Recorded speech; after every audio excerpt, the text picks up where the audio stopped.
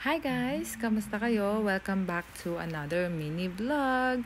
So, ayan, kape tayo guys. For today's video ay samahan nyo ako sa aking long day shift. But, in between that ay pupunta tayo ng Gloucester kasi may a-attendan tayong training. So, excited ako guys for today's video at excited ako na i-share sa inyo ang bagong role na binigay ng Panginoon sa akin. Ayan. So, nandito na tayo sa work. And nag-work na ako dito ng 8. Nag-arrange ako ng room niyan. And then, after that, fast forward, natapos na yung morning case namin, 11:45. Kaya, ready na ako to go to my lunch break. And after that lunch break, ay pupunta na tayo ng bus stop. Kasi nga, punta na tayo ng Gloucester. So, yan yung ulam ko, adobong manok. And after ko kumain is pumunta na ako ng bus stop. Excited ako for today's video guys kasi first is matagal na din ako hindi nakapunta ng Gloucester. Siguro ilang months na din. And true enough, may mga pinagbago nga. So, ipapakita ko sa inyo later guys. So, andito na tayo sa bus. First guys is ito. So, dyan kami nagbabus stop pag nandito kami sa Arlie. Ayan. But ngayon, dito na siya. May bago ng bus stop. Kasi ito, under construction to dati. So, tapos na siya, guys. So, ang ganda na niya, oh. As you can see, ang ganda ng construction ng interior. So, dito na ang bagong bus stop, papuntang Gloucester. And then, after that, andito na tayo sa Gloucester Royal Hospital, kung saan kami main employed. But, doon nga ako naka-assign sa Cheltenham General Hospital. Kaya, doon ako nakatira. So, dito yung training.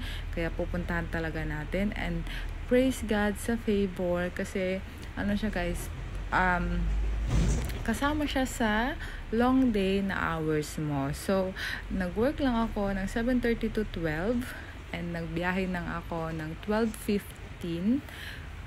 Nag-break ako ng 12 to 12:30 and then nagbiyahe na ako ng 12:45 kaya andito ako ng 1:15 and ang training is around 2 p.m. So, ayan. Before going to Redwood, kung saan kaganapin ang training ay tumahan muna ako ng Blue Spa para kumuha ng kape. And libre ang kape, guys. And then, ayan, nandito na tayo sa Redwood, which is ang na-miss ko din na place kasi dito kami nag-a-attend ng aming OSCE. So, ito na, guys. Thank you, Lord, sa favor na naman na pinagkaloob niya. In-appoint tayo bilang diabetic link nurse. Kaya andito tayo ngayon sa Redwood para mag-attend ng lecture regarding diabetes.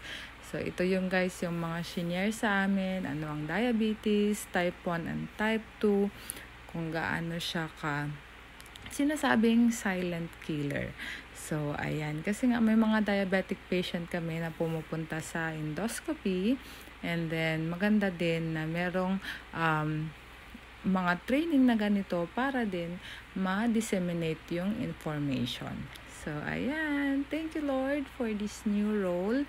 And thank you sa mga nagtiwala, especially sa mga educator namin.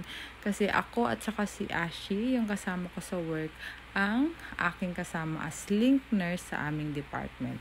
So, after ng aming training or lecture ay umuwi na ako at bus 99 pa rin yung ating sasakyan papuntang Cheltenham. So ayan, patuloy ko lang ang aking long day shift kasi 6:30 matatapos ang ating duty sa gabi. So ayan, around 4:15 is bumalik na ako sa Cheltenham General Hospital. So ito yung Cheltenham guys sa labas. As you can see, ayan, ang dami ng nag-aabang na mga tao or mga sasakay papuntang Gloucester. So, ayan lang guys for today's video. Salamat sa inyong panonood and see you on our next one. Bye-bye. God bless.